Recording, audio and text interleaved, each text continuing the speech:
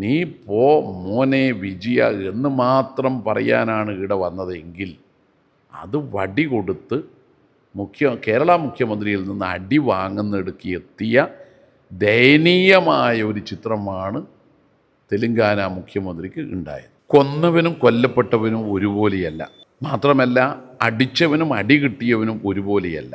ഇത് വടി കൊടുത്ത് അടി വാങ്ങിയതാണ്. രേവന്ത് റെഡ്ഡി അത്തരമൊരു പരാമർശം പ്രസംഗത്തിലൂടെയും ഔദ്യോഗിക ലെറ്റർ ഹെഡിലൂടെയും കേരള മുഖ്യമന്ത്രിക്കെതിരായി നടത്തിയില്ലായിരുന്നുവെങ്കിൽ ഇത്തരം ഒരു പ്രതികരണം കേരള മുഖ്യമന്ത്രി നടത്തുമായിരുന്നില്ല.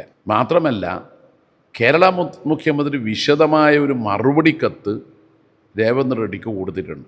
വികസനവും ക്ഷേമവും രാഷ്ട്രീയവും ചർച്ച ചെയ്യാനാണെങ്കിൽ ഞാൻ തയ്യാറാണ്.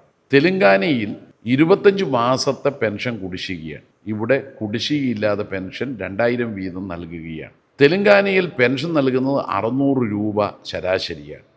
ചിലർക്ക് 1200 ഉണ്ട്. ഇവിടെ 2000 തെലുങ്കാനയിൽ 6 വാഗ്ദാനം 2.5 കൊല്ലം മുമ്പ് രേവന്ത് റെഡ്ഡി ജനങ്ങൾക്ക് നൽകിയിരുന്നു. അതിൽ കൃഷിക്കാരുടെ വായ്പ എഴുതിത്തള്ളും, തൊഴിൽ കൂടുതൽ നൽകും എന്നു തുടങ്ങിയ നിരവധി വാഗ്ദാനങ്ങളാണ്. ഒന്നും നടപ്പാക്കിയിട്ടില്ല. ഇവിടെ 900 വാഗ്ദാനങ്ങൾ ജനങ്ങൾക്ക് 2021 നൽകിയതിൽ 874 നടപ്പാക്കിയതിന് ശേഷമാണ് ജനങ്ങളെ സമീപിക്കുന്നത്. ഒന്നുമില്ലെങ്കിലും രേവന്ത് റെഡ്ഡി ഞാനിതാ 2.5 കൊല്ലം മുമ്പ് തെരഞ്ഞെടുപ്പ് സമയത്ത് ജനങ്ങൾക്ക് നൽകിയ വാഗ്ദാനങ്ങൾ ഇത്ര നടപ്പാക്കിയിട്ടുണ്ട് എന്നെങ്കിലും പറയാൻ കഴിയുമോ? അപ്പോൾ ഈ വക കാര്യങ്ങളൊന്നും രേവന്തിന് പറയാനില്ല.